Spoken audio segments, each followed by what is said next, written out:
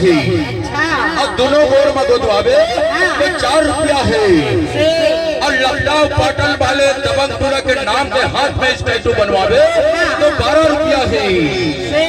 एक रोज तो कहता गोरी गोरी गाल माता गोदना गोदाले,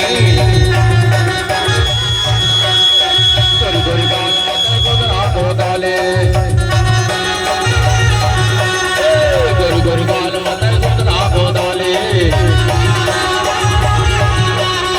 गोदना गोदाले गोरी गोदना गोदाले, गोदना गोदाले गोरी गोदना गोदाले, गोदना गोदाले मोरे नाम के गोरी गोरी जहाँ गोदाना गोदाले मोरे